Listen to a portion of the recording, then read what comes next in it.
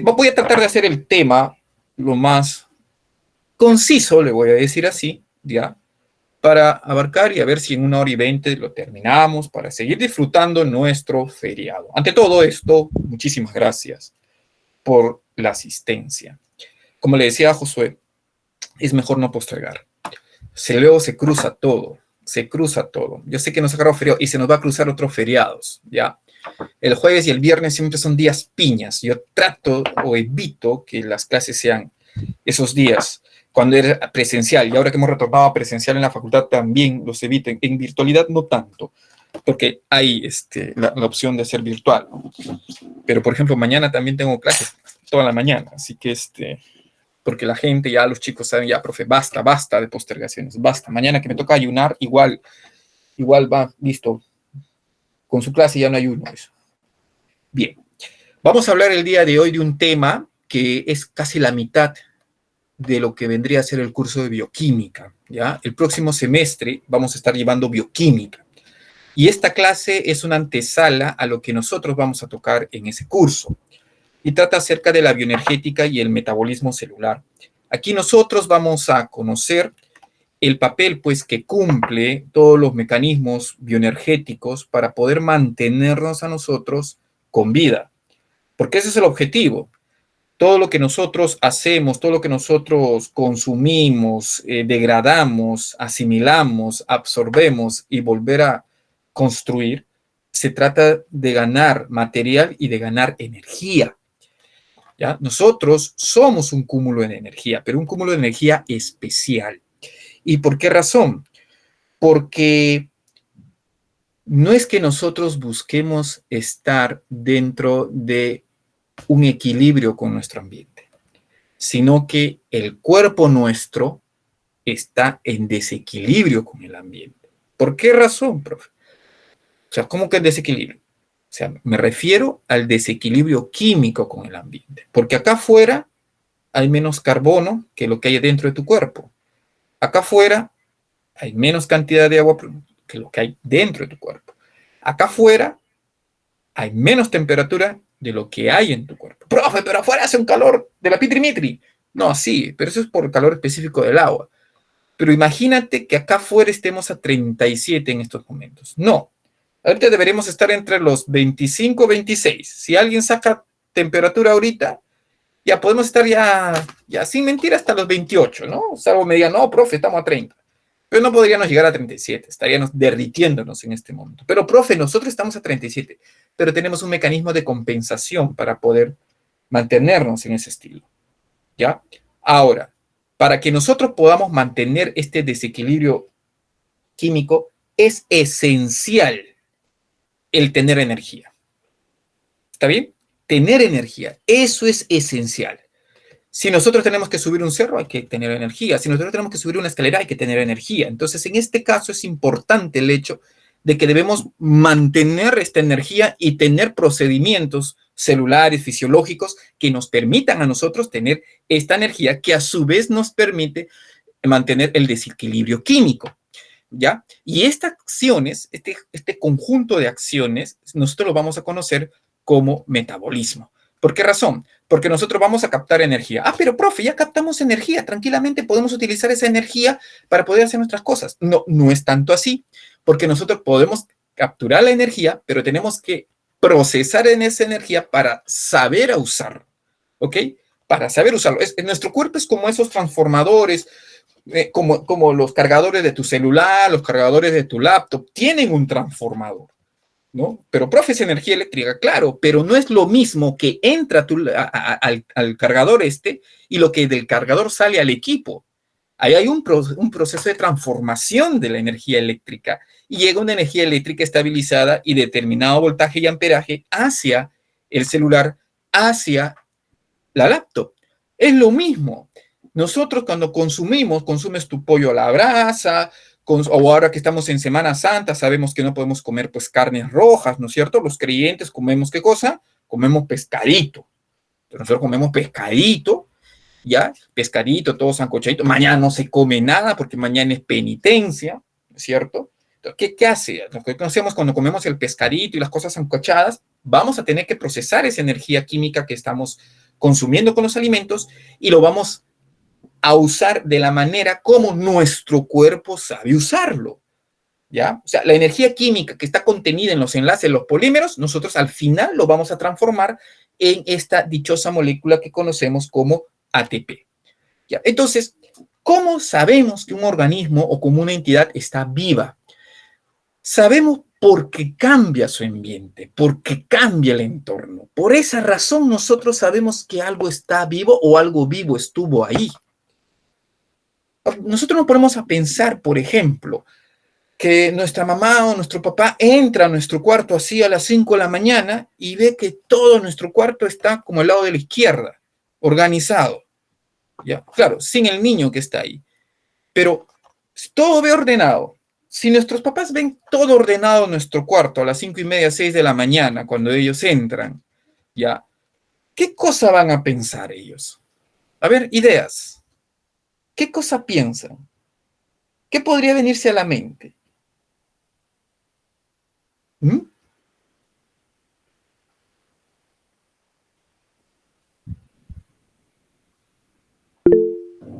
Está enfermo, ya uno está enfermo, por lo tanto está quieto, está tirado en su cama. ¿Qué más? Buena, Roberto. Otra cosa que podrían pensar si es que entran al cuarto y ven todo arreglado. ¿Mm? ¿Está estudiando? Está estudiando, podría ser, también está inmóvil ahí. ¿Cuál es lo más clásico de encontrar? O sea, entra al cuarto y no los ve a ustedes, ¿ah? ¿Qué empieza? No ha llegado a la casa. ¿Qué pasó? ¿Ah? ¿Pero por qué razón? Porque el cuarto está ordenado. ¿Y cuál es lo típico de nosotros? Si ustedes, la mayoría, no todos, si ustedes la mayoría en este momento ve su entorno, ¿ya? Si está, vamos a hacer, levanten todos aquellos la mano que digan que ahorita su cuarto está totalmente ordenado. Va uno, dos, ya, cuatro. Vamos, podemos llegar a, estoy en eso, dice Astrid. Ok, ok, sean sinceros, dice Gabriel. Ya, totalmente no, ok, ya, ahí está. Antes de la clase estaba ordenado, dice Astrid. Oh, ok, ok, biología desordenó. O sea, Astrid tuvo que sacar su laptop debajo de su cama, que estaba todo empaquetado porque estaba de viaje, ¿ya? Y por eso, ¿no? Carambas, miren esta gente, miren en la gente, cómo son, ¿no? Antes del curso sí estaba ordenado. Entonces es una cosa muy, muy interesante. Bien, ok.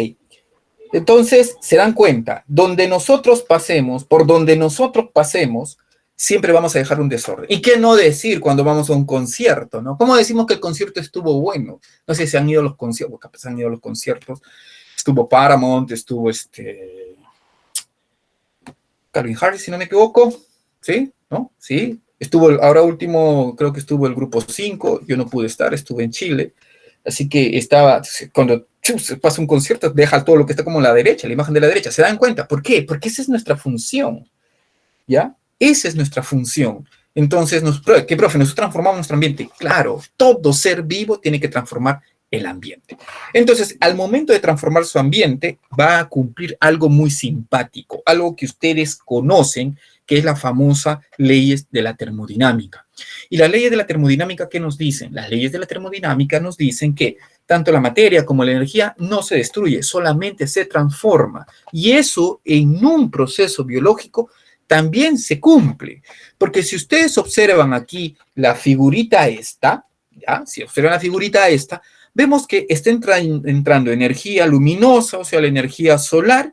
Este organismo que pertenece al grupo de las plantas se va a encargar de procesar esa energía y transformar esa energía en energía química, como es la glucosa, y a su vez también produce oxígeno.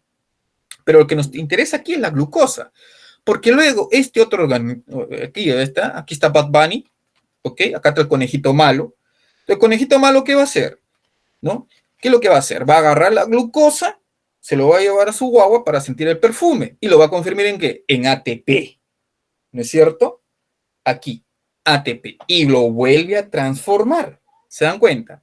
Muy bien, produce ATP, pero al producir ATP va a utilizar ese ATP y luego lo va a botar con calor. Lo va a transformar a calor. O sea, esta energía química se va a transformar en energía calorífica.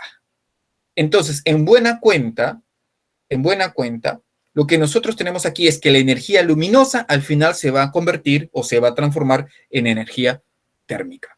Y la materia que entró como CO2 y como agua, al final se va a transformar en glucosa, luego se va a transformar en almidón, luego nuevamente se va a transformar en glucosa para luego transformarse en ATP y finalmente va a rotar ¿a dónde? A agua y dióxido de carbono, CO2. ¿Por qué razón? Porque este es un ciclo, esto se tiene que mantener, ¿ya? Los ciclos se mantienen. El único ciclo que no debemos mantener es el ciclo que estamos cursando, porque ya muchos pasaron por la AP, muchos ciclos, y en cambio aquí en el ciclo de la universidad, ese es el único ciclo en el cual nosotros tenemos que seguir avanzando. Nadie se va a quedar pues en primer año. No es cierto, no es nuestro meta ahí. Entonces, aquí tenemos la termodinámica de la vida. Fíjense, tenemos aquí en la parte de arriba el proceso catabólico. Es el proceso que nosotros hacemos cada vez que vamos a consumir nuestro desayuno, nuestro almuerzo, nuestra cena, en donde consumimos nutrientes que contienen energía, como los carbohidratos, las grasas, las proteínas, las vamos a destruir, las vamos a degradar hasta su mínima expresión. ¿Y cuál es su mínima expresión? Su mínima expresión son productos que están pues carentes de energía, como son el CO2, el agua, el nitrógeno, en este caso el amoníaco. Pero, profe, ¿cómo lo van a llevar a ese lado en cosas sin energía?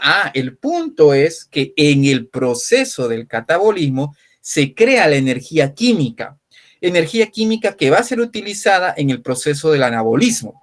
Porque en el proceso de anabolismo lo que yo voy a hacer es construir, ¿no es cierto? Nuestro cuerpo construye. ¿Construye en base de qué? En base de aminoácidos, de azúcares, de ácidos grasos y bases nitrogenadas. Pero, profe, ¿de dónde salió eso? También salió del alimento. Ya les había mencionado en una de las características de los seres vivos. Recuerden, los aminoácidos que nosotros tenemos en nuestro cuerpo, en nuestra carne, antes eran los aminoácidos pues, de un pollo, de un conejo, de una res, de un toro, bueno, por ahí de un gato, de un caballo, si nos hicieron pasar por res. Pero el asunto es que son aminoácidos que nosotros hemos consumido en nuestra dieta. Lo mismo los azúcares, lo mismo los ácidos grasos. Y estos, a su vez, van a ser utilizados ¿para qué? Para poder convertirlo en esto, ¿no es cierto? En macromoléculas celulares que nosotros hemos hablado la clase anterior. Y porque esto es así, o sea, se cumple de esta manera. Y por eso esto es como un círculo que va a estar ahí. Cambie y cambie. Entonces, el asunto es que la bioenergética, y aquí entramos a una lectura heavy que les recomiendo cuando cuando terminen con ustedes, cuando los dejen, ¿ya? Cuando les digan hasta aquí nomás, o sea, que hasta acá nomás, porque no eres tú, soy yo, necesito tiempo y espacio, o sea que él o ella va a querer hallar la velocidad. Lean esto, ¿ok? Lean esto y les aseguro de que se van a sentir más mal porque no la van a entender mucho. Pero el asunto es que existe la relación de que la bioenergética contribuyó a ir aumentando, ¿ya? La complejidad, el origen, complejidad del humano, de la evolución humana, ¿ya? O sea, eso es. Ya hay estudios que nos van demostrando que nosotros hemos sido, pues, en un ensayo de prueba y error, prueba y error, prueba y error, ¿ya?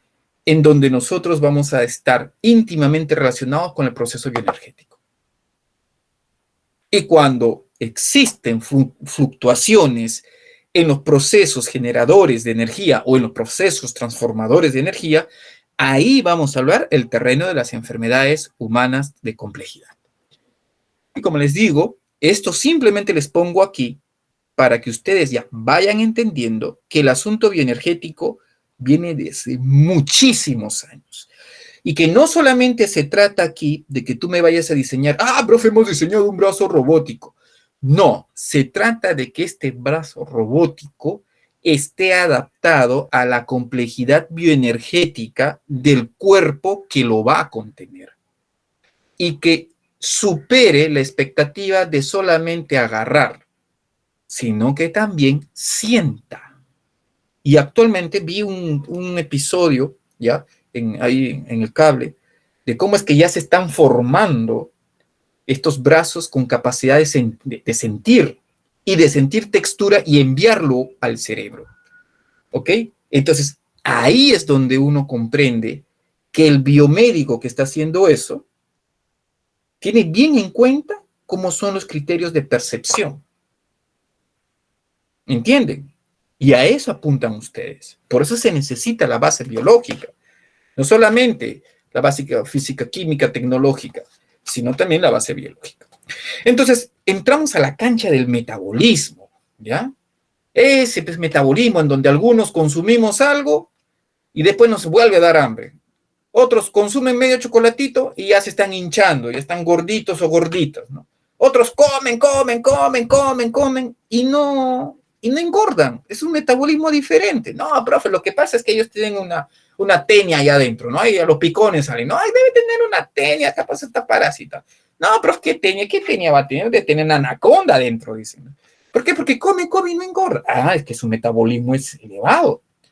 ¿Ya? Su metabolismo es elevado, pero el asunto, así dicen, ¿no? Así dicen, come, pero así dicen, pues, mi estimado Sergio, ¿ya? No, no, profe, lo que pasa es que seguro comen y ya usted ya sabe, no van al baño y ponen, nada, eso es piconería. Así que, no, algunos son bendecidos, algunos pueden comer y otros no, pues otros comemos y estamos engordando y esa tristeza nos vuelve a dar hambre, entonces empezamos a comer y también entramos a un círculo vicioso. Entonces, el metabolismo, ¿cómo se define? El metabolismo se define como el conjunto de reacciones, como dicen aquí, bioquímicas, ¿no es cierto? Que la célula va a llevar a cabo, ¿ya?, para poder convertir moléculas. Eso es el punto, convertir moléculas. Entonces, en el metabolismo, ¿qué hacemos? Convertimos moléculas. Ya sea que convertimos moléculas por proceso degradativo o convertimos moléculas por procesos generativos, ¿ya? Entonces, se comprende tres etapas principales aquí. Vamos a tener nosotros, mi puntero láser, ahí está. Vamos a tener nosotros la primera etapa, que es la degradación de las fuentes energéticas, ¿no es cierto? Las macromoléculas, tomando en cuenta que primero preferimos nosotros los carbohidratos, luego los lípidos y luego las proteínas, ¿no? Y luego, ¿qué vamos a sacar de ellos? Vamos a sacar, pues, ¿qué es esto? Vamos a sacar, pues, glucosa, o sea, monosacáridos, vamos a sacar aminoácidos, vamos a sacar ácidos grasos. ¿Para qué? Para usar estos monómeros para poder construir nuestras propias proteínas, nuestros propios lípidos, nuestros propios carbohidratos. Eso. Y luego, ¿qué vamos a hacer? Vamos a hacer que aquellos monómeros que no hemos utilizado, entonces vamos a degradarlos con más énfasis. ¿Para qué? Para obtener energía. ¿Ya? O sea, estas son las tres etapas del metabolismo: la degradación de las fuentes, la utilización de monómeros para formar polímeros o la destrucción total de estos monómeros para obtener fuentes de energía. Y cuando hablamos nosotros de las fuentes de energía, estamos hablando entonces de lo que consideramos en nutrición como los macronutrientes. Repito, los macronutrientes. Estos macronutrientes van a venir de lo que nosotros conocemos como, digamos, las macromoléculas, ¿no? Lo que hemos visto la semana pasada. Es que, claro, las macromoléculas son nuestra principal fuente de energía, ¿ok? Y por lo tanto se le llama macronutrientes. ¿Quiénes lo conforman? Carbohidratos, lípidos y proteínas. ¿Profe, y ácidos nucleicos? Bueno, en realidad los ácidos nucleicos por ahí que tenemos la capacidad de poder generarlos, pero también preferimos obtenerlo de la dieta. El punto es que vamos a utilizar principalmente carbohidratos, lípidos y proteínas para poder generar esta molécula que está aquí abajo, que son las moléculas de ATP. ¿Ok? O sea, hacemos un proceso degradativo. No te vayas a olvidar. Degradamos, ¿ya? Degradamos estos macronutrientes. Profe, pero si hay macronutrientes, entonces hay micronutrientes. Claro está. Los micronutrientes generalmente están referidos a las sales y a las vitaminas. Por ahí también algunas aminas. ¿Ok? Esos son los micronutrientes. Pero no hay una molécula más conocida en el campo de la bioenergética humana que no sea la ATP. Entonces, el ATP es la moneda energética por excelencia. Con esto hacemos procesos metabólicos globales, ¿no? Claro que tiene sus variantes. También nosotros tenemos al GTP, tenemos al UTP, pero eso ya participan en procesos más finos, en procesos de regulación, en procesos que son puntuales. En cambio, el ATP es la principal por todos los procesos anabólicos y catabólicos que realizamos en nuestro cuerpecito. Y estos tres señores fueron los que se encargaron en decirnos, ¿no?, de que la cosa no es tan simple, ¿ya? O sea, está bien, ¿no es cierto? Está bien. Sabemos que hay degradación, sabemos que luego hay construcción, muy bien. Cuando le explicas así, es chévere, ¿no? Es chévere. Es como cuando te dice, oye, te vengo a visitar a tu casa. Ah, ya, se me ha venido a visitar a mi casa.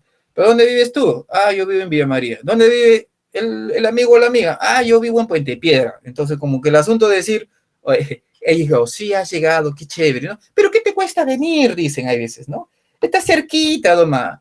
Hay un género, y no lo voy a especificar, que siempre minimiza las distancias. No sé por qué, creo que hay una mal conceptualización de distancias. Pero a veces dicen acá a 2 cuadras, Doma, ¿no? Y por ahí, digo, ¿no? Por ahí, ¿no? Está acá la vueltita, Doma, dicen, ¿no es cierto? Minimizan espacio y minimizan tiempo, ¿no? O sea, no sé, no, es un género, no sé, todavía no lo identifico, pero siempre dicen eso, ¿no? Minimizan espacio y minimizan tiempo. Pero no se sabe, o sea, lo que uno sabe es cuando uno llega, lo que uno sabe es cuando uno se va. Entonces, viene y va. Como los profesores, cuando ustedes llegan al salón, para nosotros es que ustedes lleguen. Cuando ustedes se van del salón, para nosotros es que ustedes se van. O cuando vamos a tener clases a las 8 de la mañana, para nosotros es que lleguen. Hay que ser puntuales, ¿no? Hay que ser puntuales. Pero claro, hay un proceso desde que ustedes salen de su casa hasta llegar a la universidad. Hay un proceso. ¿Qué son 2 horitas? Ahí está, como dice acá Gabriel, ya se está manifestando. ¿Qué son 2 horitas? Dice, ¿no? ¿Qué son 2 horitas? Lo que nosotros podemos hacer en 2 horitas. Hay muchas personas que pueden hacer muchas cosas en 2 horitas. ¿Ya? De Ancón a San Juan de Lurigancho, ya, eso sí ya, no, eso sí ya es otro level, ya, eso sí ya, de Ancón a San Juan de Lurigancho, eso sí ya está, eso ya es otro level, eso ya es posgrado, ya, vamos a ver, eso ya es un ejemplo, es un logro, dice, ya. Muy bien, muy bien. Sí, es que tenemos un hermoso sistema vial aquí en La Lema, ¿no? Que nos hace llegar rápido, ¿no es cierto? Nos hace llegar rápido, pero como dice Astrid, a veces hay distancias que realmente son un logro recorrerlas. Muy bien. Lo mismo sucede acá, chicos. Así como a veces te peleas con el cobrador, a veces nos tenemos que bajar, a veces asados, todos orgullosos, nos bajamos del carro porque no queremos pagar pues 50 céntimos desde Puente Piedra hasta la universidad, ¿no? O sea, no, pues no, me bajo, ¿no es cierto? Y nos bajamos. Pues en mis tiempos se pagaba, yo vivía en Comas antes, entonces, miren, de la universidad hasta kilómetro 22 era 50. Ahora son creo que 5 soles, solo 10 veces. Muy caro, dice. Sí, está muy caro. Sí, supongo que el pasaje, ¿no? No el 50 céntimos. Bien, entonces, en ese contexto, cuando yo te digo transformamos, cuando yo te digo construimos y cuando yo te digo obtenemos energía, suena divertido ahí. Y pensamos que es una cosa fácil, pero no. Estos 3 señores nos demostraron que no. ¿Por qué? Porque estos procesos se dan gracias a la presencia de lo que consideramos o lo que denominamos como catalizadores. ¿Y cómo se llaman estos catalizadores? Bueno, como estamos en el mundo de la biología, estos catalizadores se llaman enzimas. ¿Por qué razón? Porque también hay catalizadores inorgánicos, ¿ok? No enzimáticos. Ahora, profe, ¿todas las enzimas son proteínas? La mayoría son proteínas. Hay un pequeño grupito que son de naturaleza de ARN. A esas se las conoce como ribosimas. O sea, son tan marcaditos, son tan restringidos que hasta denominación propia tienen, ¿no? Ribosimas. Cuando uno habla de ribosimas, estamos hablando de un ARN catalítico, que lo vamos a ver más adelante, o si no lo vemos en bioquímica. Y si no lo vemos en bioquímica, lo vamos a ver en biología molecular. Todo depende de las ganas del profe. ¿Ya? Y como dice, ¿no? Casi toda la totalidad de reacciones van a ser catalizadas por las enzimas. ¿Y qué hace una enzima? La enzima lo que va a hacer, ¿ya? La enzima técnicamente es el carro que te ayuda a llegar del punto A al punto B. ¿Ya? O sea, si tu amiga o tu amigo te dice, ¿no? Vamos a hacer una ilusión. Vamos a coger el ejemplo de Astrid, ¿ya? De Ancón a San Juan del Lurigancho, ¿ok? ¿Caminando lo podemos hacer? Sí, sí lo podemos hacer. Sí, profe, sí se puede, claro, porque, y aquí les digo, toda materia es convertible, ¿ya? Toda materia es convertible. Pero Una enzima es un carro que te ayuda a llegar desde Ancón a San Juan del Lurigancho. Entonces, ¿qué estás haciendo ahí? Estás minimizando el tiempo y evitando desgaste de energía para ti, no para el carro, para ti. Entonces, la enzima es eso, ¿ya? Van a reducir el gasto de energía de la transición de un punto A o de un estado A, en este caso, a un estado B. Eso es básicamente, ¿ya? La enzima cumple esa función. ¿Me dejó entender? ¿Ya? Es como el carro. O sea, uno puede llegar caminando, pero se va a cansar muchísimo y en el camino comprar agua, comprar gaseosa, comprar no sé, un caramelo, empezar a comprar cosas. O sea, hay gasto. Pero tomando un carro ya no es factible, o sea, hacer eso. Simplemente es enfocarse en llegar al destino. Entonces, como les decía, la mayoría de enzimas son proteínas. Entonces, las enzimas, estas degradan, unen, hacen de todo lo que quieran, pero también tienen que ser reguladas.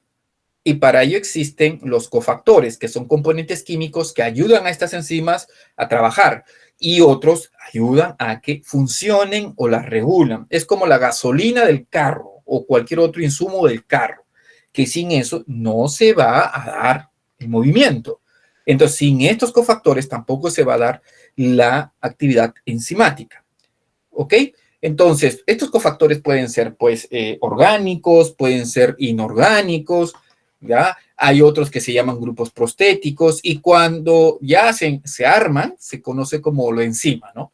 Holoenzima, si a ti te dicen que es una holoenzima, es que es una enzima que está ya unido a su coenzima, a su grupo prostético, ¿ya? Entonces, de esa manera funciona.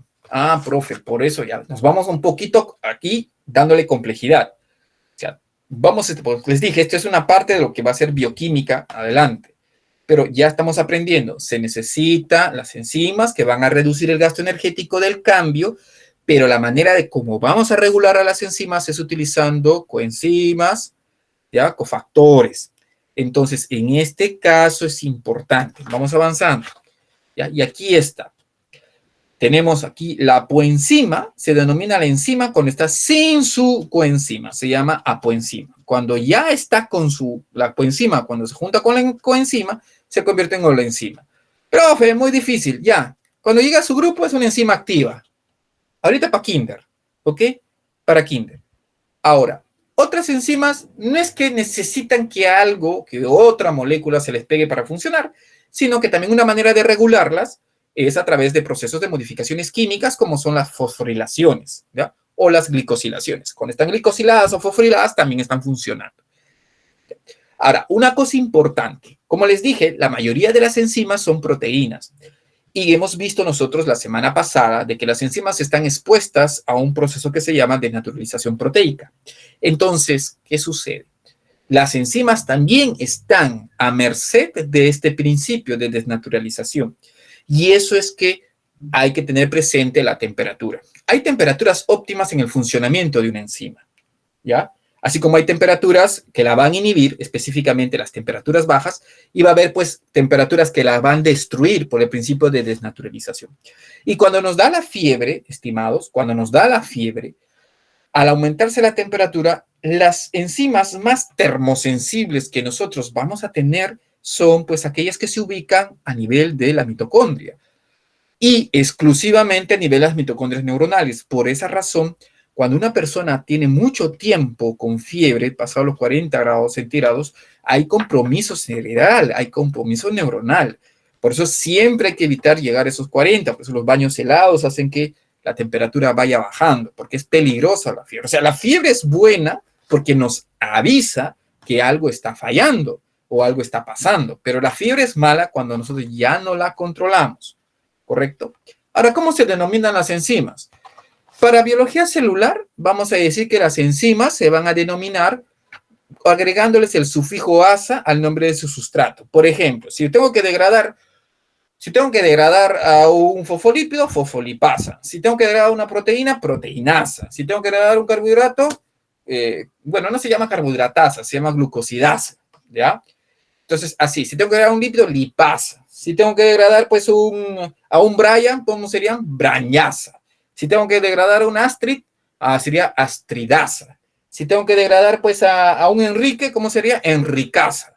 Entonces, ahí vamos nosotros, así. Ya para biología celular, vamos a hacer así. Pero para bioquímica, ahí sí vamos a entender que en cierta manera hay que hacer una complejidad. ¿Por qué? Porque hay un número internacional. Pero, profe, ¿me lo tengo que aprender? No, porque tú no vas a ser, pues, farmacólogo, no vas a ser bioquímico, pero debes entender. ¿Pero por qué, profe? Porque cuando tengas tú que leer un protocolo y seguir un protocolo, no te me vayas a asustar cuando veas un EC, ¿ya?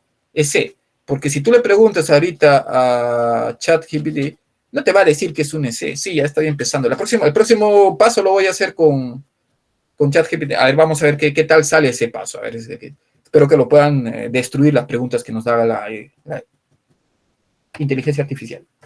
Bien, ahora, ¿cómo se da la acción enzimática? ¿Cómo ocurre una acción enzimática? Las enzimas tienen, en este caso, lo que se conoce como una región de interacción donde se va a ubicar el sustrato. Esta región se conoce como el sitio activo. ¿Ok? Esto se conoce como el sitio activo. Entonces, aquí va a entrar una región del sustrato en donde se va a realizar el corte, ¿correcto? Y producto de ese corte, valga la redundancia, lo que nosotros vamos a tener son los productos. La ecuación muy resumida para esto es esta. La enzima más el sustrato van a formar el complejo enzima-sustrato, que ubica al sustrato en el sitio activo de la enzima para poder ser catalizado. Luego se destruye el sustrato y se forma el producto. Entonces pasamos de un complejo enzima-sustrato a un complejo enzima-producto. Y finalmente vamos a tener a la enzima más el producto. ¿Ya? Repito, esta ecuación está muy resumida, pero nos ayuda a entender los estados transicionales que va a tener la enzima cuando va a degradar a su sustrato. Ahora, hay modelos de interacción entre la enzima y el sustrato. Está aquellos en donde se acopla el modelo llave y cerradura. ¿Qué quiere decir? Que el sitio activo de la enzima es conformacionalmente complementario a la forma del sustrato y por esa razón se va a dar la transformación en producto. El otro es cuando es un modelo de ajuste inducido. ¿Qué quiere decir? Que el sitio activo solamente va a conformación o posicionarse de manera correcta ante la presencia del sustrato. Entonces, en este caso, ¿ya? En este caso, la presencia del sustrato induce un cambio conformacional en la enzima que va a juntar los sitios activos y ahí es donde se va a destruir al sustrato, produciendo los productos. ¿Ok? Valga la redundancia. Esto lo vamos a detallar mejor cuando estemos en bioquímica. Pero una cosa también interesante es esta, ¿ya?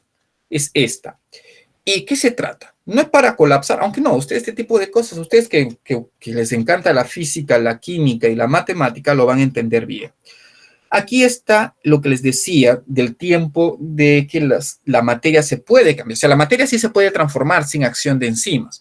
Lo malo es que para pasar de un estado, ¿no? Un estado como sustrato a un estado como producto, ¿ya? Tiene que haber una energía de activación, un delta de G. Este delta de G es la energía para que el sustrato se convierta en producto, ¿ya?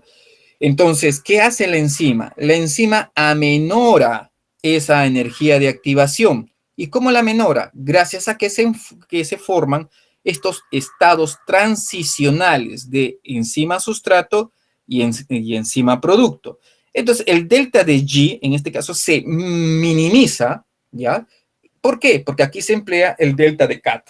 ¿Qué es el delta de Cat? Delta de G-Cat. O sea, es el delta, que es la energía que se emplea en el proceso de catálisis, que obviamente es menor, ¿ya?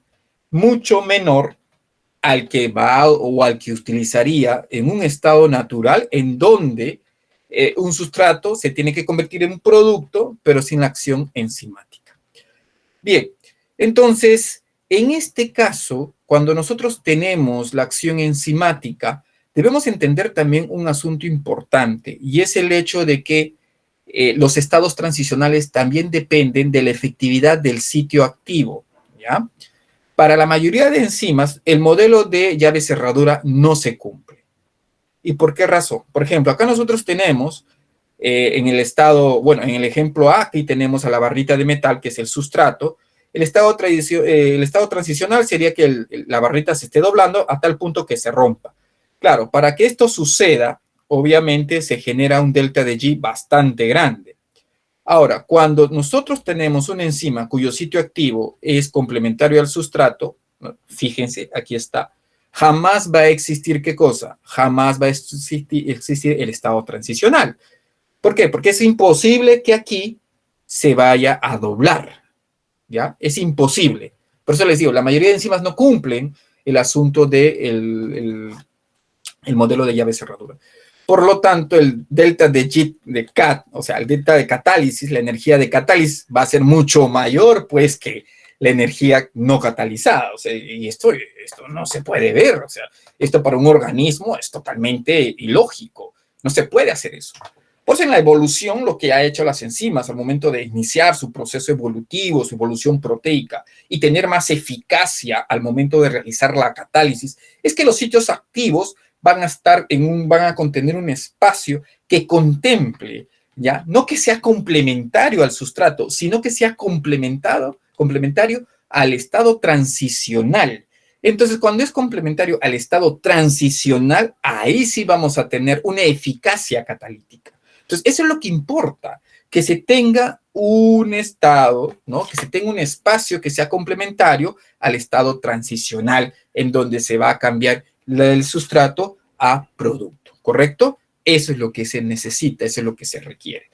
Por lo tanto, teniendo presente eso, ¿ya? Teniendo presente eso, vamos a hablar del metabolismo de la glucosa. Entonces ya sabemos cómo funcionan las enzimas, era necesario, porque cuando uno habla del metabolismo de la glucosa, ya debe ser tácito que los procesos en donde nosotros estemos hablando de que se convierte, es porque participan enzimas, ¿ya? Pero en primer lugar, ¿por qué tanto llama la atención la glucosa? Y creo que les había mencionado la semana pasada. Y es porque este monómero es fácilmente hidrolizable, ¿ya? Es fácilmente hidrolizable. O sea, evolutivamente ha sido escogida como la molécula de mayor utilización para la captación rápida de energía porque se puede metabolizar sin ningún problema. ¿Ok? Entonces, en este caso, la simplicidad en su metabolismo ha hecho de que todos los organismos, casi todos los organismos, la prefieran como la principal fuente de energía. ¿Ya? O sea, ese es importante. Ahora, tan importante es este hecho que se ganó pues un estatus en el proceso metabólico a nivel de la evolución de los organismos, tanto así de que muchas vías de otras macromoléculas como lípidos y proteínas van a confluir en la vía o en el metabolismo de la glucosa. Es la trascendencia que va a tener, ¿correcto? Es esa trascendencia. Ahora, en el caso del metabolismo de la glucosa, lo que nosotros vamos a tener son dos aspectos que vamos a abordar en esta clase. Lo que constituye su formación como el anabolismo, ¿no? En este caso es el proceso fotosintético, y lo que constituye su degradación o catabolismo, que en este caso constituye el proceso de respiración celular. Como ustedes ven, este es un círculo vicioso, porque lo que se utiliza para formar glucosa es lo que finalmente se obtiene también cuando degradamos glucosa. Aquí ustedes tienen CO2, aquí ustedes tienen agua, y aquí también tienen CO2 y tienen agua. O sea, se convierte en un círculo vicioso esta situación. Ahora, las células tienen bien marcado eso y por ello muchas células tienen transportadores de glucosa. Entonces, estos transportadores de glucosa, conocidos también como GLUTs, son los que van a permitir el ingreso de la glucosa a nuestra célula. Pero bien, igual vamos a tener una regulación y muchos transportadores de glucosa van a necesitar una llave. O sea, el transportador de glucosa es como una puerta y para abrir la puerta se necesita una llave. Y muchos de ustedes saben muy bien qué llave es esa. ¿Qué llave sería la que permite abrir a los transportadores de glucosa? A ver, ¿cuál sería la llave que permite abrir a los transportadores de glucosa en algunos tejidos celulares? ¿Se acuerdan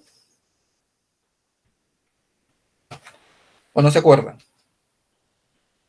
Insulina, excelente, Roberto. La insulina, ¿correcto? La insulina permite de que muchos transportadores de glucosa, específicamente los que van en el hígado, ya puedan ingresar para ser metabolizados. Otros no necesitan glucosa, o insulina, disculpen. ¿Por qué, profe, no necesita insulina? Porque son tejidos que están continuamente metabolizando, por lo tanto, no van a ser dependientes de glucosa. ¿Quién no es dependiente de la glucosa? Por ejemplo, el eritrocito no es, disculpen, insulina, no es dependiente de la insulina.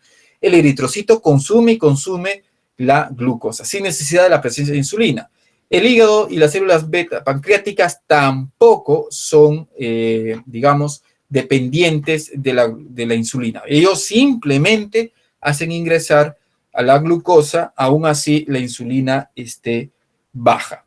En cambio, el músculo y el tejido adiposo sí son dependientes de la insulina, o sea, son sensibles a la insulina, por un mecanismo de regulación del ingreso de este monosacárido a su interior. Entonces, esto es lo que ustedes recordarán de la glucosa. Creo que lo han visto en la academia o en la pre y en estudios generales. La glucosa entra gracias a los GLUTs y aquí a nivel del citoplasma se va a realizar la glicólisis. Ahora, la glicólisis produce ATP en poca cantidad, pero sí la produce. Y esa es la base por la cual un eritrocito también se sustenta. Claro, no solamente por glicólisis. ¿Por qué? Porque producto de la glicólisis o glucólisis nosotros tenemos al famoso piruvato. Este piruvato va a tener dos alternativas. Una de ellas es ingresar a la mitocondria para realizar el famoso ciclo de los ácidos tricarboxílicos o el ciclo de Krebs, o se queda en el citoplasma para realizar un proceso anoxigénico conocido como fermentación. Producto de la fermentación vamos a tener el lactato, ¿se acuerdan? Y este lactato va a salir y, bueno, se va a reconstituir gracias al ciclo de Cori para ingresar nuevamente por la célula. Ahora, pero adentro de la mitocondria, al realizar el ciclo de los ácidos tricarboxílicos te produce poder reductor que al final va a mover la cadena transportadora de electrones. Y es esa cadena transportadora de electrones la que finalmente va a conllevar a la producción de energía. Entonces, ustedes se están dando cuenta cómo es el asunto del metabolismo de la glucosa. No es una cosa sencilla, pero sí se entiende. Se tiene que entender porque es la base de toda persona que se va a dedicar a ciencias de la salud, poder entender por qué es tan importante el metabolismo de la glucosa. Porque la mayor cantidad de la producción de ATP. Entonces, aquí tenemos a la glucólisis. Y miren, ahí está, hexoquinasa, fosfoglucasa isomerasa, fosfofructoquinasa, fructosa bifosfato aldolasa, liatrofosfato isomerasa. O sea, ¿se dan cuenta? Ahí están las enzimas. ¿Y qué están haciendo estas? Están haciendo de que el ciclo se mueva y se mueva en un tiempo corto. ¿Ok? Se mueva en un tiempo corto. ¿Por qué? Porque ¿cuál es el fruto de la glucólisis? ¿Cuál es el producto de la glucólisis? Dos moléculas de piruvato. Esto es lo que a nosotros nos importa. Las dos moléculas de piruvato. Estas dos moléculas de piruvato pueden o quedarse en el citoplasma para realizar la famosa fermentación o irse a la mitocondria para hacer la respiración. Se hace la fermentación, está pues la fermentación alcohólica y la fermentación láctica. Y ojo, nosotros hacemos la fermentación láctica, nosotros producimos lactato. Ya quisiéramos hacer fermentación alcohólica, pero no es posible. Nosotros no hemos sido tan bendecidos para poder hacer fermentación alcohólica. Imagínate, comes y te emborrachas. ¿Te das cuenta? O sea, comes y te emborrachas. Y eso no puede ser. Pues, o sea, eso no se da. Nosotros hacemos la fermentación láctica, ¿ya? Láctica. Nosotros sí, come, almacenas lactato, ¿no? Y cuando haces la fermentación láctica en ejercicio, bueno, este lactato se puede ir acumulando, forma el ácido láctico y si hay mucha acumulación, lo que nosotros vamos a tener aquí es los famosos calantes. Pero en la mayoría de células eucariotas, la glucosa, o en la mayoría de nuestras células, siempre vamos a estar refiriéndonos a nosotros, como biomédicos. ¿Por qué? Porque nuestro business es el humano. Entonces, en los humanos, la mayoría de células prefiere siempre hacer la vía oxigénica de la degradación de la glucosa, o sea, en realidad, llevarlo a la mitocondria para hacer el ciclo de Krebs.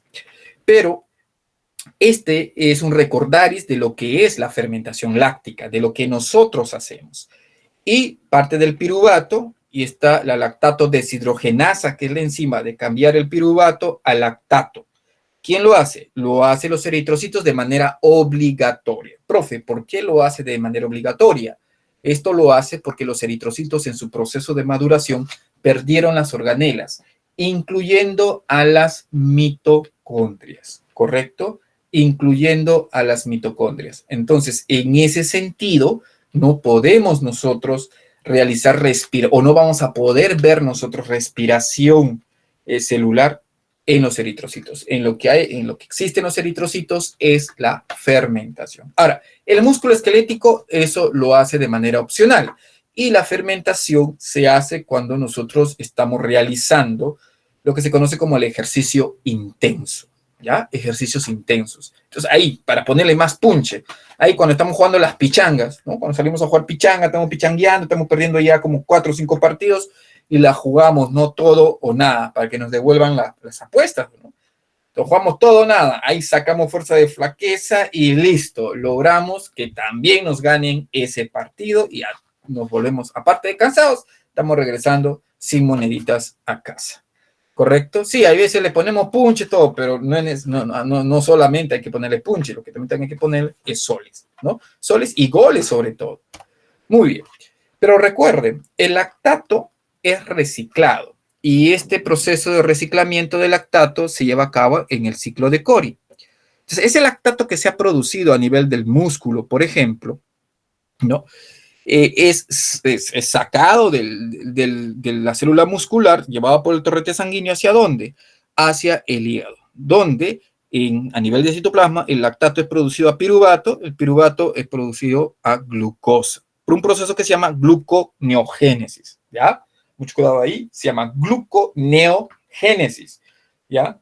Gluconeogénesis. Eso significa que vamos a tener glucosa y finalmente esta glucosa, si hay mucha glucosa, va a ser convertida a glucógeno, y si hay una glucosa normal, va a ser devuelta vía sanguínea al músculo. Entonces, todo este proceso se conoce como el ciclo de Cori, el ciclo de vía reciclaje del lactato. Ahora, la fermentación alcohólica. Bueno, no vamos a tallar mucho en la fermentación alcohólica, pero es la que lo hacen los microorganismos, ¿no? Especialmente los hongos unicelulares conocidos como levaduras y muchas bacterias fermentativas.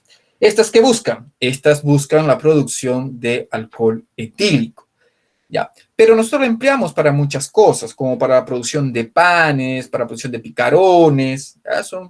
Por ejemplo, es una evidencia natural de lo que se emplea la fermentación alcohólica.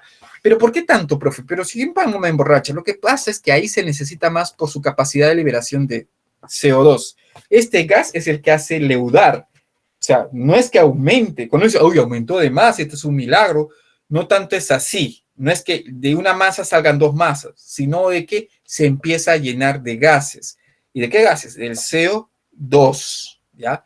Como se está fermentando y se está produciendo CO2, este CO2 empieza a ocupar campo y esto hace pues que la masa empieza a aumentar su tamaño. ¿Ok? Aquí están los procesos simplificados de los procesos de lo que es la fermentación, es un recordaris nada más, y luego entramos a lo que es el ciclo de Krebs, ¿ya? El ciclo de Krebs, el famoso ciclo que ha ganado bastantes premios Nobel y que nos ayuda a nosotros a entender y comprender qué es lo que hace la célula con todas las cosas que nosotros comemos. Entonces, para ello, miren, estoy obligado, se me aprenden de memoria todas estas enzimas para el pasito de la próxima semana. Y es el hecho de que la mitocondria alberga pues un buen pool de enzimas que van a estar llevadas a procesos metabólicos, ¿ya? Y es que tenemos a nivel de la membrana externa, de la membrana interna, del espacio intermembranal y de la matriz, la presencia de enzimas. Y esto significa que esta organela es altamente metabólica, ¿ya? Es metabólica. Entonces vamos a tener nosotros gran cantidad de enzimas ahí. Pues bien, ¿cómo se prepara para el ciclo de Krebs? Sabemos que la glucólisis ha producido, en este caso, el ácido pirúvico o el piruvato. Entonces, este ácido pirúvico piruvato va a ingresar a la mitocondria. Entonces, a nivel de la mitocondria, a nivel de los espacios intermembranosos, este ácido pirúvico va a cambiar a acetilcoenzima A. ¿Ya? Viene una unidad de coenzima A, ¿ya? Y se va a unir liberando CO2. ¿Y para esto qué se necesita? Se necesita reducir una molécula. ¿Y qué molécula se ha reducido aquí? Aquí se ha reducido el NADH. Bien, entonces cuando ya tenemos acetilcoenzima A, vamos a pasar a lo que es el ciclo de Krebs. Este acetilcoenzima A es recibida por el oxalacetato.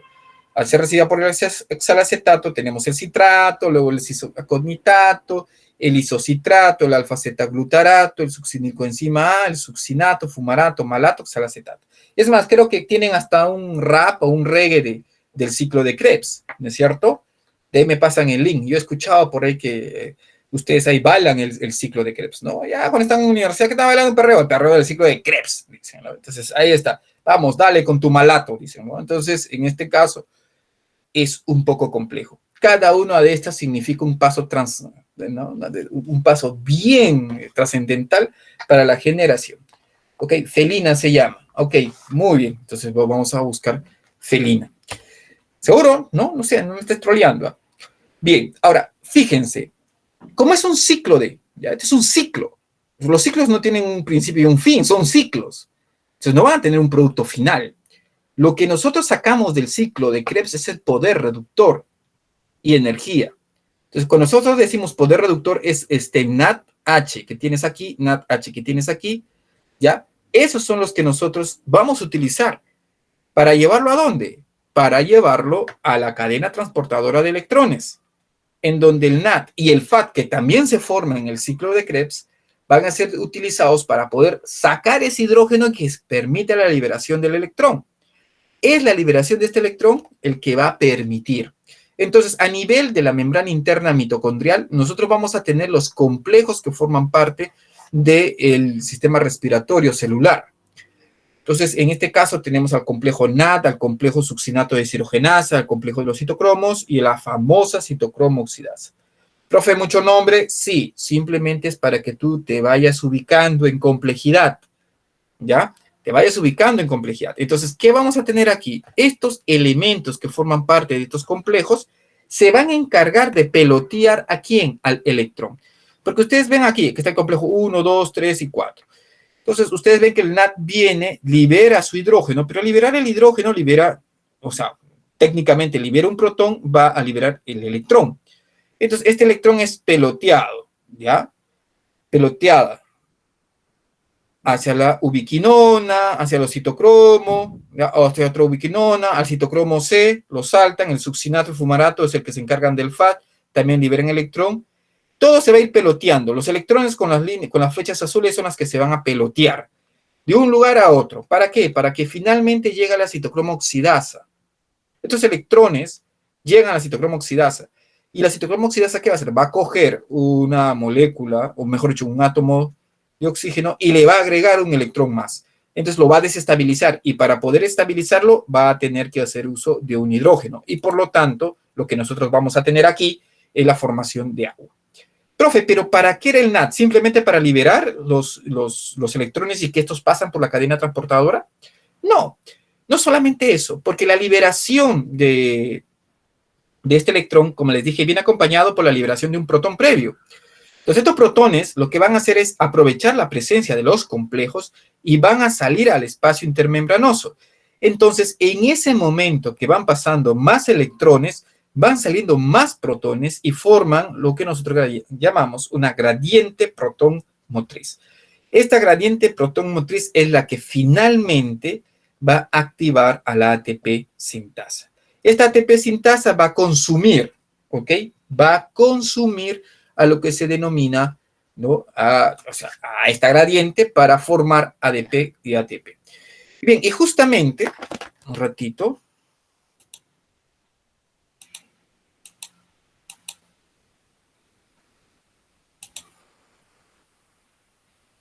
No sé, ahí está. Y justamente vamos a verlo.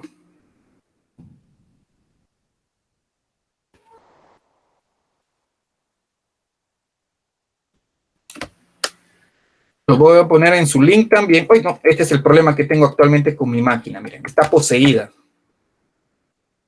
Está poseída. Entonces, no, vamos a ganar tiempo. Se los pongo acá. ¿Ah? Ahí ustedes van a tener el ejemplo de cómo funciona la ATP sintasa. ¿Ya? Esto para ganar tiempo. Yo sé que lo conocen. Ese link les va a enseñar bonito cómo es que los protones se van a ubicar y luego van a entrar en manchita. ¿Ya? En manchita a través de la ATP sintasa y la ATP sintasa va a empezar a girar, y al girar genera en fuerza la capacidad de, o sea, es una zona, la zona citosólica es enzimática, va a empezar a fosforilar, y va a agarrar molécula de ADP y le va a colocar otro fósforo formando la molécula de ATP. Entonces, a eso se le llama una fosforilación, pero como fue promovida por la presencia del oxígeno, se le llama fosforilación oxidativa, ¿correcto? A eso se le va a llamar fosforilación oxidativa. Bien.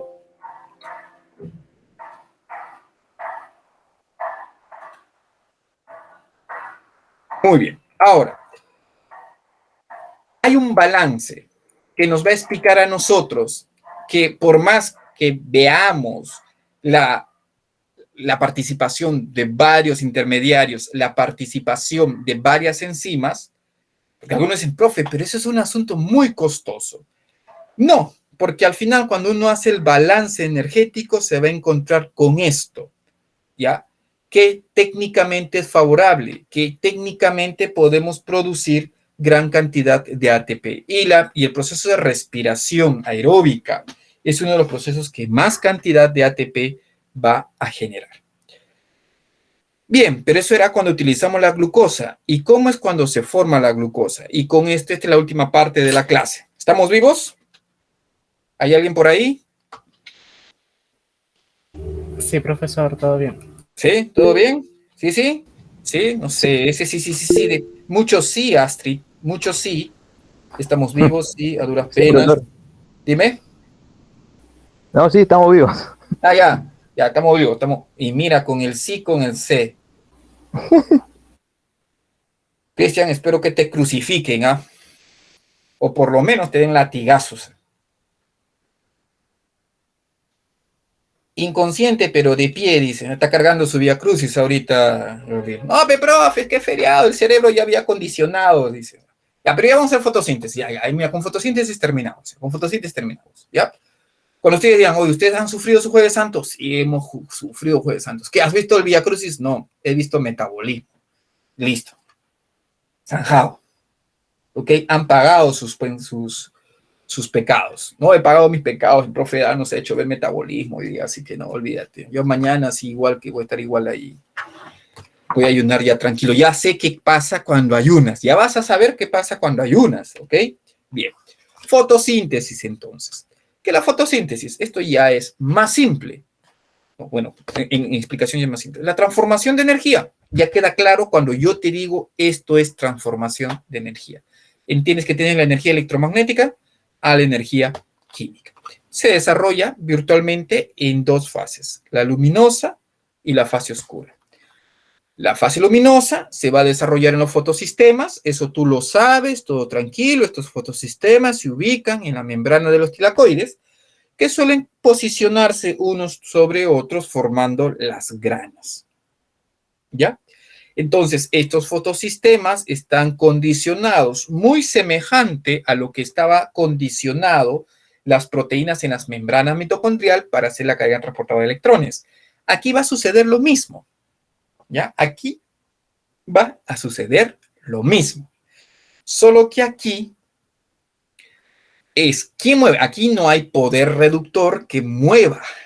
¿Ya? No, aquí es la energía luminosa la que va a hacer que mueva. ¿Por qué razón? Por la siguiente. Va a llegar desde la raíz el agua a las hojas. ¿Ah? Entonces, cuando están en las hojas esta agua, lo que va a suceder es que esa agua, producto de la luz, se va a descomponer, se va a romper. Entonces, a eso se le llama la fotólisis del agua. ¿Es cierto? ¿Se acuerdan? Entonces, cuando ocurre la fotólisis del agua, se separa el hidrógeno del oxígeno. Pero, ¿qué habíamos dicho nosotros? Que cuando se separa un hidrógeno, cuando se separa un protón, ¿también se separa un electrón? Pues bien, eso es lo que va a suceder. Cuando se separa, cuando se rompe el agua, ¿ya? Lo que nosotros vamos a tener aquí es que se libera un electrón. Este electrón es cogido por el fotosistema 1 y reemplaza al electrón que se perdió. ¿Cómo que reemplaza al electrón que se perdió, profe? No estoy entendiendo. Ah, ahora vamos a conocer el otro lado. La luz es captada por el fotosistema 2 y el fotosistema 1 y se excita. Se excita tanto que llega a liberar un electrón. Cuando el fotosistema 2 libera el electrón, es capturado automáticamente por la plastoquinona. Esta plastoquinona, ¡pum!, le cede el electrón al complejo B, ¿ya? Al complejo B. Y ¡pum!, este le cede el electrón a la plastocianina. ¿Pero por qué le cede, profesor? Ah, y aquí viene lo bueno. Le cede porque el fotosistema 1 también liberó un electrón, como lo hizo el fotosistema 2, y se queda sin ese electrón. Entonces está necesitado del electrón. Por eso los previos le ceden. Entonces, técnicamente, el fotosistema 2 se quedaría sin electrón, pero no hay problema, porque nosotros sabemos que este electrón proviene ¿de dónde?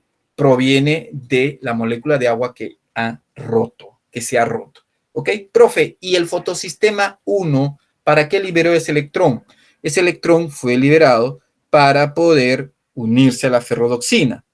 Esta ferrodoxina se va a unir a la ferrodoxina NAT reductasa. ¿Y qué va a hacer la ferrodoxina NAT reductasa?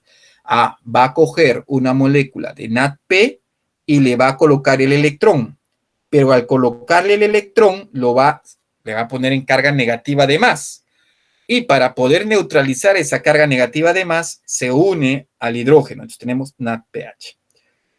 Pero a medida que esto va fluyendo, vamos viendo que muchas moléculas de agua se van rompiendo y muchos protones van quedando liberados. Y acá bien, aquí hemos visto la formación del NADPH. Este es el primer producto de la fase luminosa, poder reductor.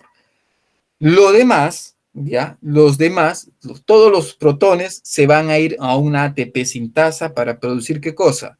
Para producir ATP. ¿Ven? Aquí está lo mismo. ¿Ya? Y esta figurita todavía ustedes lo han visto en su libro de la pre, ¿correcto? Yo traje aquí modo kinder para que recuerden cuando era la pre, ¿no? Cuando no había mucha presión ni nada de eso, ¿ya? ¿Se acuerdan de ese dibujito? Aquí está la ferrodoxina, acá faltó la ferrodoxina NAD reductasa, pero aquí el dibujito lo traigo por la ATP sintasa. ¿Por qué?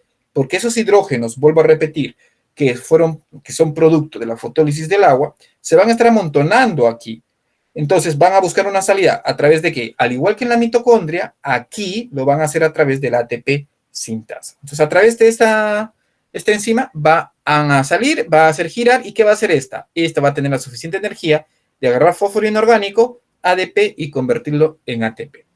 Entonces, apunta ahí, el producto de la fase luminosa, ya, es ATP y NADPH, o sea, energía y poder reductor. Aquí tenemos al fotosistema 2, ¿correcto? ¿Cuál es su chamba del fotosistema 2? Generar ATP y realizar la fotólisis del agua, ¿ya? Esa es su chamba del fotosistema 2. Ahí lo tienes como imagen, ¿ve? Aquí tiene su unidad que se encarga de realizar la fotólisis del agua. No es tanto como en las imágenes previas que les mostraba, de que, ¡uy! Se rompió el agua ahí libre. No, es el fotosistema 2 que tiene una región exclusiva para que se lleve a cabo la fotólisis del agua. Bien, luego tenemos el fotosistema 1, es un fotosistema más relajado que se encarga de generar NADPH y ATP. Repito, este se encarga de generar NADPH y ATP. Entonces, esto es su esquema, una molécula de fierro ahí, recibe el electrón de la plastocianina para poder recuperarlo, y luego el electrón que este fotosistema libera lo traspasa a la ferrodoxina, y la ferrodoxina a la ferrodoxina NADP reductasa. Entonces aquí tenemos al NADP y con el hidrógeno lo une, lo estás reduciendo. Entonces así se forma el NADPH. ¿Ya? Son, repito, los dos productos ¿de qué? Los dos productos de la fase luminosa. Ahora, ¿a dónde se va el ATP y el NADPH? Esos se van a ir hacia lo oscurito.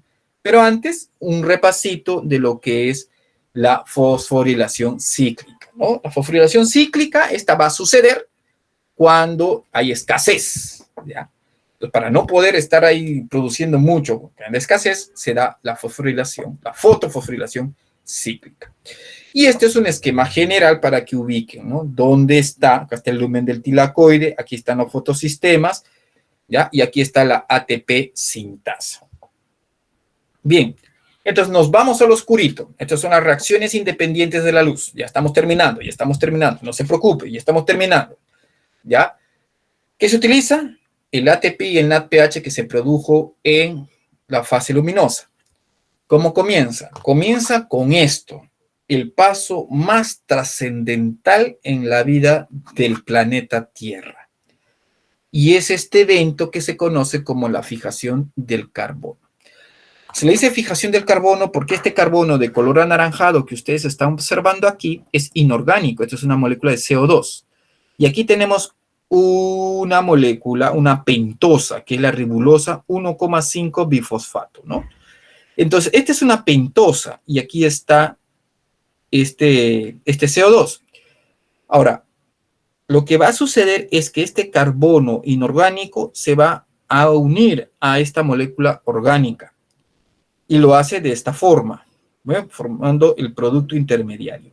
Producto intermediario que va a inducir una autorruptura para formar las moléculas de fosfoglicerato. Entonces, la ribulosa 1,5 bifosfato se convierte en 3-fosfoglicerato. Pero ¿quién hace esta magia de unir este carbono inorgánico a una molécula orgánica? Es la ribulosa bifosfato carboxilasa.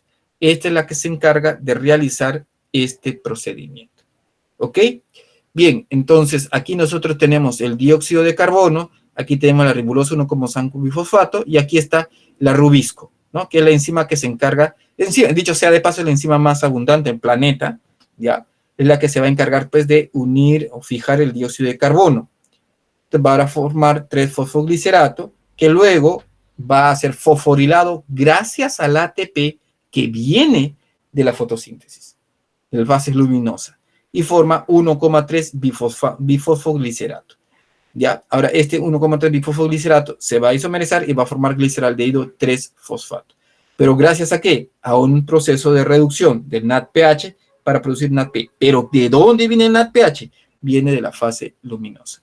Luego, este gliceraldehído 3-fosfato tiene la ruta de poder continuar el ciclo y se va a convertir en ribulosa 5-fosfato, que luego se va a fosforilar y va a formar la ribulosa 1,5 bifosfato. O sea, esta es la vía de las pentosas, pero hay una vía por la cual la gliceraldehído 3-fosfato se une a otra para formar, pues, una molécula de glucosa. Entonces, esa es la vía de las hexosas, ¿ya?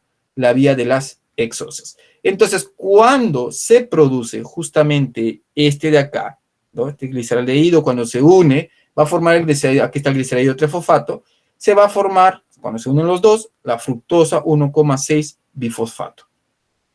¿Ok? O sea, recuerden, este gliceraldehído no quiso continuar con el ciclo, se salió. Técnicamente son dos moléculas de gliceraldehído 3-fosfato las que salen y van a formar fructosa 1,6 bifosfato. Esta fructosa va a perder un fosfato y se va a convertir en fructosa 6-fosfato. También va a pertenecer al ciclo de la síntesis de la sucrosa, pero va a tener su salida. ¿Por qué? Porque al final esta sucrosa se va a convertir en glucosa. Entonces, la vía de la fotosíntesis es un poco más amplia todavía que el de la respiración celular. Y esta es la ecuación, ¿no? 6 moléculas de CO2, 12 moléculas de poder reductor, 18 moléculas de energía, nos va a conllevar a la formación de una molécula de ¿qué? De glucosa, más 12 moléculas ya oxidadas, 18 ADPs, más 17 fósforos inorgánicos. ¿Ok? Entonces, ¿qué se requiere para la formación de moléculas orgánicas? Se requiere de energía del enlace fosfato, que es el ATP, y el poder reductor. ¿Ok? O sea, esto es importante. Ahora, mire lo que sucede. Este es el cuadro comparativo, bueno, el esquema comparativo, ya para ir terminando. Mira lo que es mitocondria, su cadena transportadora de electrones, y mire el cloroplasto, su cadena transportadora de electrones. O sea, hay un transporte. Esto significa que muy atrás en nuestra historia evolutiva, en un momento hemos convergido. ¿Ya? En un momento hemos sabido realizar este tipo de procesos, solamente que en el cloroplasto este proceso se ha hecho con más énfasis porque en la fotosíntesis lo que se hace es la producción de alimento. Ojo, muchos piensan que con la fotosíntesis la planta ya está respirando, ya está haciendo metabolismo. No. La planta también utiliza su mitocondria para realizar el proceso de respiración celular. ¿Ya? Eso es necesario que entiendan. Se necesita, pero el esquema es muy semejante. ¿Ok? Muy bien. Ahora sí. ¿Ya ven? Sin break, lo hemos terminado. Unos minutos antes para que puedan continuar con sus actividades después de Semana Santa, ya sea visitando las iglesias, ya sea haciendo tu Vía Crucis, o ya sea pues que no eres que seas ateo o agnóstico, ya por ahí repasando tu clase y viendo qué has fallado en el pasito. ¿Correcto? Muy bien, entonces, esto es lo que nosotros vamos a tener. Por favor, recuérdame lo que te he dicho, los pasos claves para nuestro paso de la próxima semana. Yo no te quiero que memorices los nombres, no, porque el business no va a ser. El business es el proceso, ¿ya? Del cambio de energía. Eso es a lo que a ustedes les interesa. ¿Por qué razón, profe? Porque cuando hagas tus prótesis, no el plastiquito ese que se mueva, sino tu estructura biónica, tienes que hacer es un traslado de energía, pues. Tienes que confirmar la energía que está en el cerebro, tiene que pasar a ese brazo o a esa pierna. Muchas personas van a depender de la eficacia que tú hagas en el entendimiento del proceso de transformaciones de energía. ¿Ya? Eso es lo que quiero que entiendas. Muy bien, os dejo. Ya, profe, ya me quiero ir, dice.